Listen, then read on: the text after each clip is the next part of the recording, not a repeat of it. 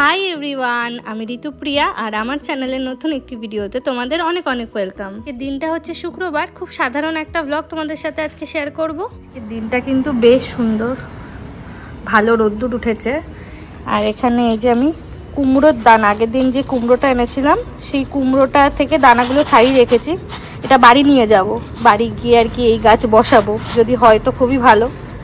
তো আজকে আমি তোমাদের সাথে শেয়ার করব আমি যেভাবে ফ্রাইড রাইস আর চিকেন কষা বানাই। চিকেন কষা নর্মালি আমি এইভাবে বানাই না, বাট আজকে একটু ক্যাপসিকাম দিয়ে খাওয়ার ইচ্ছা হয়েছে। চিকেনটা আমি ডিফ্রস্ট হতে রেখে দিয়েছি, আর একে একে এখানে গাজর, ক্যাপসিকাম, বিনস সব কিছুই কেটে নেব। তো আজকে আমি চিকেন কষাটা বানানোর জন্য এখানে একটা অরেঞ্জ কালারের ক্যাপসিকাম ভালো করে কেটে নিয়েছি। নর্মালি আমরা যখন সুপার মার্কেট থেকে ক্যাপসিকাম আনি, তিনটে কালারের একসাথে ওখানে থাকে, গ্রিন, হলুদ আর হচ্ছে রেড। তো এবার যে ক্যাপসিকামটা এনেছি ওর মধ্যে গ্রিন, হলুদ আর একটা অরেঞ্জ ছিল, রেডটা ছিল না। আর এখানে দেখো আমার কিন্তু সব কিছু কাটা হয়ে গেছে। ফ্রাইড রাইসের জন্য গাজর, বিনস, রেড ক্যাপসিকাম আর ইয়েলো ক্যাপসিকাম কেটে নিয়েছি, আর চিকেনের জন্য একটুখানি আলু কেটে নিয়েছি। আর এখানে আদা, রসুন, টমেটো পেস্ট করব, আর ওদিকে পেঁয়াজটাও ভালো করে চপ করে নিয়েছি। তো মাংসটা আগে আমি এখানে করে নেব। আমার রিসেন্টলি ঘরে শুকনো লঙ্কা শেষ হয়ে গেছে, তো চিলি ফ্লেক্স দিয়ে আর কি কাজ চালাচ্ছি, আবার যখন সেটোনাতে যাব ওখান থেকে নিয়ে আসবো। আর এখানে পাশের ওভেনে কিন্তু আমি ফ্রাইড রাইসের জন্য আগে থেকে কেটে রাখা সবজিগুলোও ভেজে নেব খুব ভালো করে। ফোড়নের থেকে সুন্দর গন্ধ ছাড়লেই আমি কিন্তু এখানে পেঁয়াজ কুচিটা অ্যাড করে নিচ্ছি, আর তারপরে একে একে দিয়ে দিচ্ছি হলুদ আর নুন। এটা কিন্তু পেঁয়াজটাকে তাড়াতাড়ি মজে আসতে সাহায্য করবে। এখানে বাংলার মাছ সেরকম কিছুই পাওয়া যায় না, যাও বা পাওয়া যায় সেগুলো ফ্রোজেন হয়, তাই জন্য আমরা চিকেনটাই বেশি প্রেফার করি। ভাজাটাও আমার হয়ে গেছে, আমি গ্যাসটা বন্ধ করে দিয়েছি। আমি দেখাই তোমাদের, এই যে দেখছো এটা হচ্ছে ঘি। কাল বানিয়েছি আমি বাটার দিয়ে, এখানে আনসল্টেড বাটার পাওয়া যায়, ওই বাটারটা দিয়ে শুনেছি ঘি ভালো হয়। তো যদিও ওটা দুধের বাটার ছিল না, র্যাপসল বলে যে অয়েলটা এখানে পাওয়া যায়, র্যাপসলের বাটার ছিল। তো খেতে মোটামুটি ঠিকই আছে, মানে এখন নেই মামার চেয়ে কানা মামাই ভালো। তো আমাদের বাড়ির থেকে যে 1 কেজি ঘি এনেছিলাম সেটা শেষ হয়ে গেছে। কালকে আমরা খিচুড়ির সাথে খেয়েছিলাম অল্প, খুব একটা আমার খারাপ লাগেনি, কিন্তু একটু আর কি কালো টাইপের হয়েছে, মানে ঘিটা চট করে আর কি ধরে গেছে। তো যে ভিডিওটা আজকে শেয়ার করছি সেটা কিন্তু আমি প্রথম যেদিন ঘি বানিয়েছিলাম সেদিনকার নেওয়া। তো সেই দিন কিন্তু ঘিটা আমার অতটাও ভালো হয়নি, এর পরেও আমি ঘি বানিয়েছি, আর সেটার ভিডিও কিন্তু তোমাদের সাথে অলরেডি শেয়ার করেছি। সেবারের ঘিটা কিন্তু খুবই ভালো হয়েছিল। চালটাও ভিজিয়ে দিচ্ছি, আজকে একটু বেশি করেই নিয়েছে, আসলে এই চালটা একটু কম বাড়ে আর চালটা বেশ সরু হয়। এটা আর কি নতুন এনেছি আমরা, হির বলে একটা আর কি ব্র্যান্ডের। তো আমার জন্মদিনের সময় এই চালটা দিয়েই করা হয়েছিল, এই চালটা দিয়েই আছে ফ্রাইড রাইস করবো। একেবারে 5 কেজি নিয়ে এসেছিলাম আমরা। পেঁয়াজটা কিন্তু খুব ভালোভাবে মজে এসছে।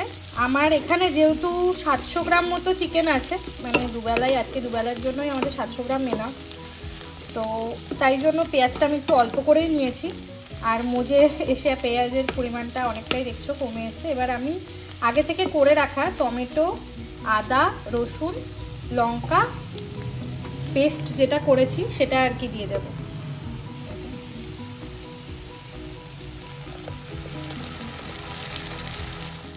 সব কিছু ভালোভাবে মিশিয়ে যখন আদা রসুনের কাঁচা গন্ধটা চলে যাবে, তখন আমি একে একে এখানে বিভিন্ন গুঁড়ো মশলাগুলো অ্যাড করে নিয়েছি। গুঁড়ো মশলা মানে ঘরোয়া গুঁড়ো মশলা, ধনে, জিরে আর হচ্ছে শুকনো লঙ্কা। এখন তো এক একটা করে দিন কাটছে, আর আমরা হাতে করে দিন গুনছি যে কবে পুজোটা আসবে আর আমরা বাড়ি যাব, মানে আমাদের নিজেদের দেশে ফিরবো। বাড়িতে আমরা অনেক রকম খাবার বানিয়ে থাকলেও ইন্ডিয়ার স্ট্রিট ফুডের যে স্পাইসি টেস্ট সেটা কিন্তু এখানে কোথাও পাওয়া যায় না। এখানে হাতে গোনা কিছু ইন্ডিয়ান রেস্টুরেন্ট থাকলেও সেগুলোর খাবার কিন্তু অতটাও স্পাইসি হয় না, আর আমি খেতে খুবই ভালোবাসি। তো ইন্ডিয়ার এই জিনিসটা আমি খুবই মিস করি। আমি এই দইটা দিয়ে করব, মানে মাংসতে খুব অল্প পরিমাণই দেব, 2 চামচ মতো। এটা কিন্তু 10% ফ্যাট আছে, মানে প্রচণ্ড গাঢ় হবে দইটা। আমি খুলে ডেফিনেটলি দেখাবো তোমাদের, এটা রেভে থেকে আনা। আর এই ছবিটা দেখে দেখো একদম মনে হচ্ছে না ইন্ডিয়ার ভাড়ের দই। দেখা যাক খোলার পরে কিরকম হয়। যেমনটা ভেবেছিলাম দইটা কিন্তু বেশ গাঢ়। এই 1 চামচ দিলাম, আর এই 2 চামচ, খুব বেশি দেব না, নেব এবার। এখানে আমি একটু সানরাইজের চিকেন কষা মশলাটাও অ্যাড করেছি। এই মশলাটা আমার ইন্ডিয়া থেকেই নিয়ে আসা। ইন্ডিয়া থেকে যখন আমি এসেছি তখন কিন্তু অনেক রকম মশলাপাতি খাবার দাবারের জিনিস নিয়ে এসেছিলাম। তো এবার আর অত ট্রলি তো হবে না, এবার অল্প স্বল্প জিনিসই আনবো, কারণ অলরেডি ঘরে মশলাপাতি সবই থাকবে।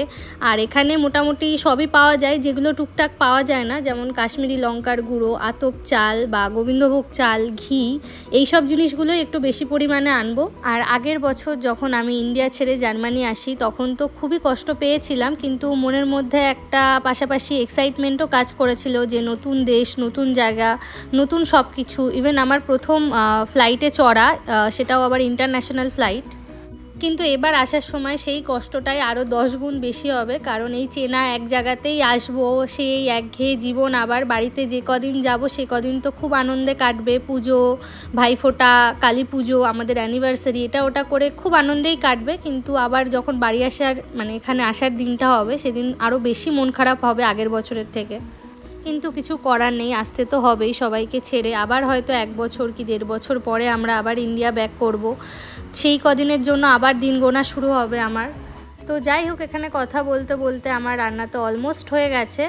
আর ওদিকে আমি ফ্রাইড রাইসের জন্য জলটাও বসিয়ে দিয়েছি। জলের মধ্যে কী কী মশলা দিয়েছি সেটাও আশা করি দেখতে পেয়েছো তোমরা। আরও একটা জিনিস আমি ভিডিওর থ্রু দিয়ে বলি, তোমরা অনেকেই আমাকে কমেন্টে জিজ্ঞাসা করো, ইউটিউবেও কিছু কমেন্ট পেয়েছি, ফেসবুকে তো অনেক কমেন্ট পাই যে আমি কোথায় থাকতাম এখানে আসার আগে। তো আমার বাপের বাড়ি কিন্তু দেগঙ্গাতে, আর আমার শ্বশুর বাড়ি হচ্ছে মধ্যমগ্রাম। আমি দেগঙ্গাতেই ছোট থেকে বড় হয়েছি, দেগঙ্গার স্কুলে পড়াশুনো করেছি, সব কিছুই আমার ওখানে। তারপরেই 2023-এর নভেম্বরে আমার বিয়ে হয়, আর ডিসেম্বরে কিন্তু আমি জার্মানি চলে আসি। এখানে এসেও কিন্তু আমি কিছু হাতে গোনা বন্ধু পেয়েছি। আসলে আমি মানুষের সাথে মিশতে, কথা বলতে ভীষণই ভালোবাসি, তো আমি নিজে থেকেই সবার সাথে বন্ধুত্ব করেছি এখানে আসার পরে। আর এই জার্মানিতে কিন্তু ইন্ডিয়ান অনেক আছে, বাঙালি খুবই কম। ইন্ডিয়ানদের মধ্যে কিন্তু সাউথ ইন্ডিয়ান মানুষ অনেক বেশি পরিমাণে আছে। আর এখন ভিডিওর থ্রু দিয়ে কিন্তু জার্মানির বহু প্রান্তের মানুষের সাথে আমার চেনা পরিচিত হয়েছে। আর তোমরা এইভাবেই আমার ভিডিওকে অনেক অনেক ভালোবাসা দিও, আস্তে আস্তে আরও অনেক মানুষের কাছে আমি পৌঁছাতে পারবো, সেটাই আশা রাখি। আর ইন্ডিয়া যাওয়ার পরে আমার ফ্যামিলি সবার সাথে তোমাদের পরিচয় করাবো। আশা করি সেই সময়ের ভিডিওগুলো দেখতে তোমরা আরও অনেক বেশি পছন্দ করবে। তো দেখো, মাংস কিন্তু আমার অলমোস্ট রেডি। জাস্ট এবার একটু ঢাকা দিয়ে ঝোলটা শুকিয়ে নেব। আর নামানোর আগে এখানে কাসুরি মেথি দিয়ে নিয়েছি। কাসুরি মেথি দেওয়ার পরে কিন্তু আর বেশি ফোটানোর দরকার নেই, তাহলে ঝোলটা তিতো হয়ে যাওয়ার সম্ভাবনা থাকে। এখানে আমার ফ্রাইড রাইসের ভাতটাও হয়ে গেছে। এর মধ্যে আমি এবার সব সবজি, ফ্রাইড রাইসের মশলা সব কিছু মিশিয়ে নেব অল্প করে। আজকের ফ্রাইড রাইসটা আমি আলাদা করে প্লেটে বেড়ে বেড়ে আর মেশাচ্ছি না, কারণ অনেকটা বেলা হয়ে গেছে গল্প করে করে ভিডিও করতে করতে। তো আজকে আমি নর্মাল হাঁড়িতেই মিশিয়ে দিচ্ছি।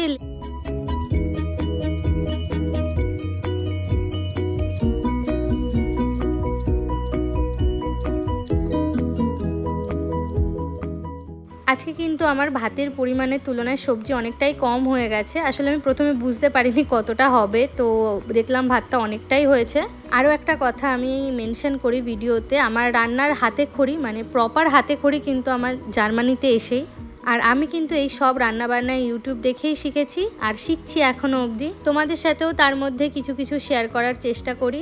তো আজকের ভিডিওটা এখানেই এন্ড করছি, দেখা হবে আবার পরের ভিডিওতে। সবাই খুব ভালো থেকো, বাই বাই।